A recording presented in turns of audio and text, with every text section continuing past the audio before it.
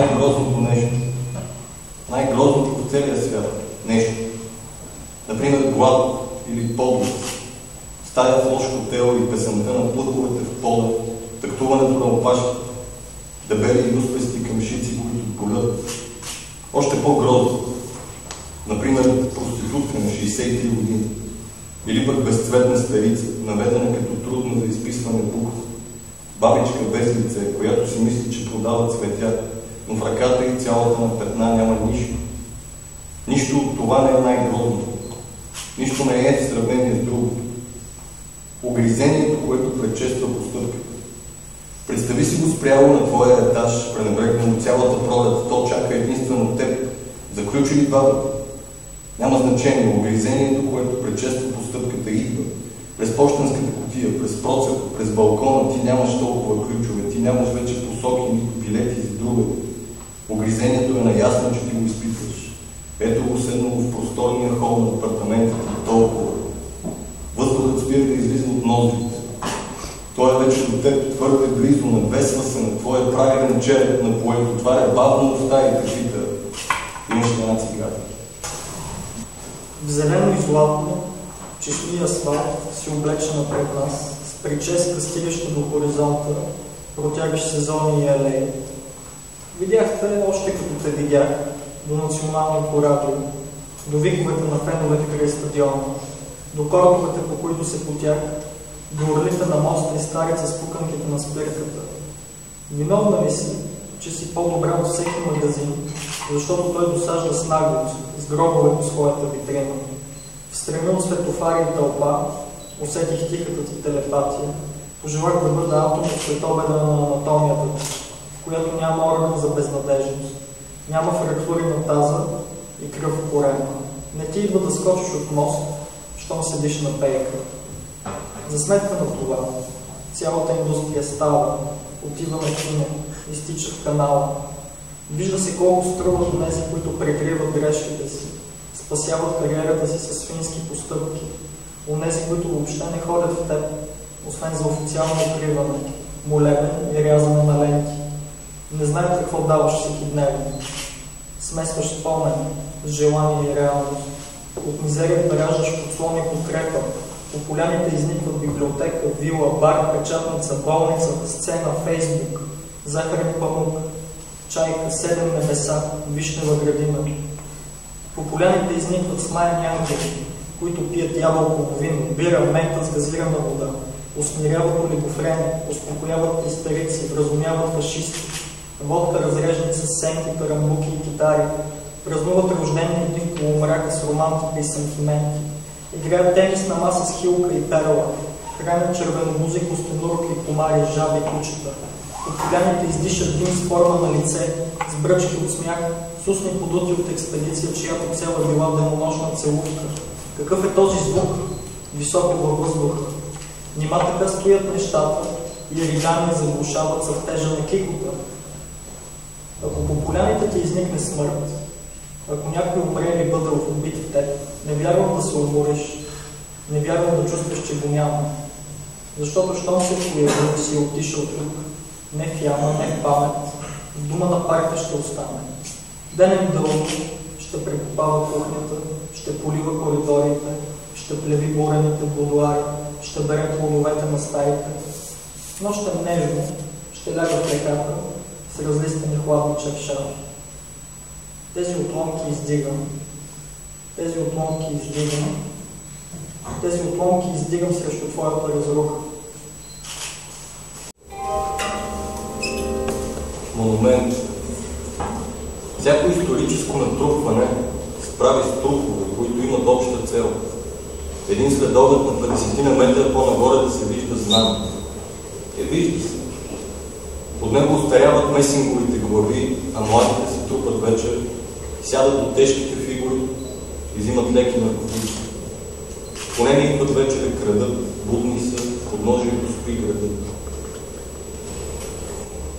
Да усетиш как миналото ти се изплъзнало, когато пред теб седи човек, който населява същото тяло, което си е тръгнало.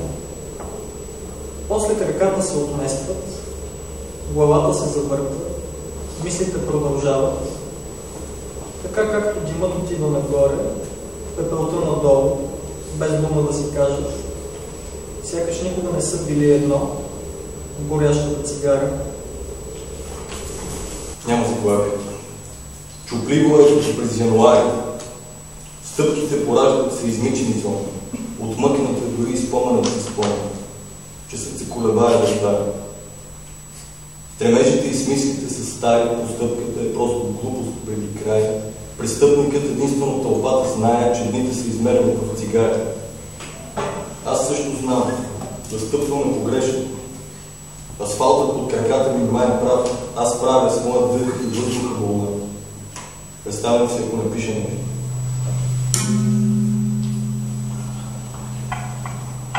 Снежина Петрова. Аристократката от София, снежната кралица на сломата. Когато те гледам, шилозалец се забива в гръбнака ми. Смразени на купчета, кръв чувства се пръсват по сцената на този театър, който е много повече от място, на което се играе. Рецитираш Цветаева на руски. Не разбирам нито дума, но настръхвам. Въздухът се сгъстява оплашено, за да се стопи. Израстваш от пода, като мъртвата любов на Стринберг, когато го викаш Август, Август, Август, все едно и януари, в замръзнали аец. Бесиш се на тавана като една от трите Цветаеви, бесиш се 3 пъти, макар и еднократно. Точката на Цветаева увисва като запетая в края на август на онази последна гара. Когато играеш в психоза, по тавана на разума, заедно с Сара Кей, пъплят 10 000 хлебарки, в които пълзи истина, която никой никога не изрича. Била си и жена на Толстой. За нея Буковски пише, че била усойница и в една ледено студена нощ тя отново го заяла и той излязал от къщата, за да избяга от нея и хванал пневмонията, която го довършила. После написала книга за това какво хропа да ги отвори. Понякога танцуваш мълчаливо в черна рокля, понякога пушиш фанатично с изцъклен поглед, понякога говориш за война, сякаш са порцеланов сервиз. Бих ти написал монолог. Всеки твой монолог е нещо крайно. Ти не си просто актриса, ти си стихия, жест, естествен апокалипсис на изкуството. Никаква игра и трикове.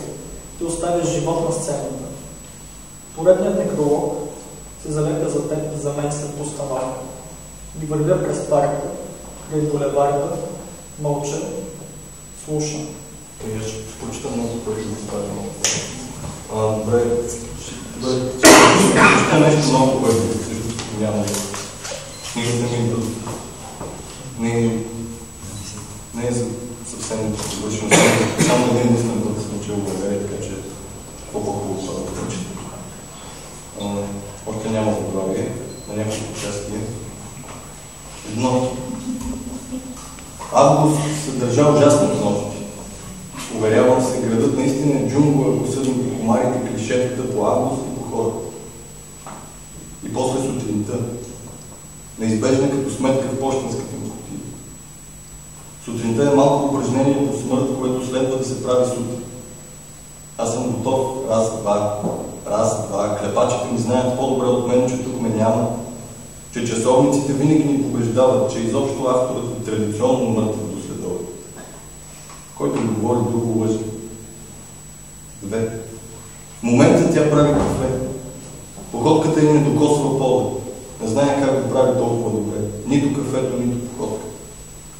Книгите на пода чакат разпилени като мислена учителка по литература.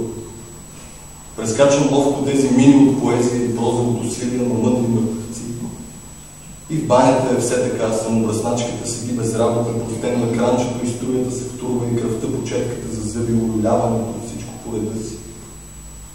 Към 10 не остава нищо за отлагане. Налага се да се излезе от летаргията, от мислите за високо изкуство. Трябва да ида да купа закуска. 3. Добро утро. Събуждат се стълбите и се готвят да издържат краката на бабите в блока за не знам си кой път. Събужда се решетката на входната врата. Събуждат се подметките и под тях кълта.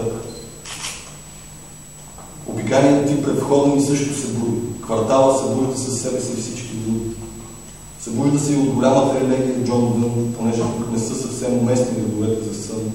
Събуждат се локвите, неправилно паркирали графитите. футболните, философските, добре запазените изтриги. Събуждат се северното и южно крило на добрия ви стар Рус. А над мен никога не спи това небе на Европейския съюз. Сега заспива най-красивото момиче на час по целия булевард. Сводникът до нея пуши с наклонена шапка съвсем като пригодар. Събужда се денят и не започва с култура, нали? Нещата не са каквито бяха и никога не са били. Събужда се всеобщия телевизор, готов да ме включи. Събужда се смисълът на поемата и ние ще го научим. Събужда се всичко и всичко е наред. Последният гълъб ми пее на диалект. Сега е сутрин, нито повече, ни по-малко, от когато и да е, аз продължавам да съм свеж и мъртъв, плащайки на касата. Жената се усмихва и подава пикче. Никога не се знае кога ще погледнеш. Усмихва ми се в отговор, а вече толкова години не съм успял да прочета 5-буквеното име на табелката и беше нещо с С. Излизам както влязох само с товара си, 2 круасана в лявата ръка и 1000 истории за утро и провал в друга.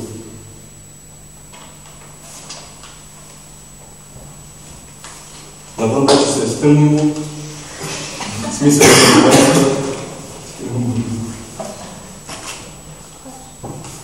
Нощта пристига като сервитьорка, равнодушна в пушека. Тя знае защо съм тук и знае какво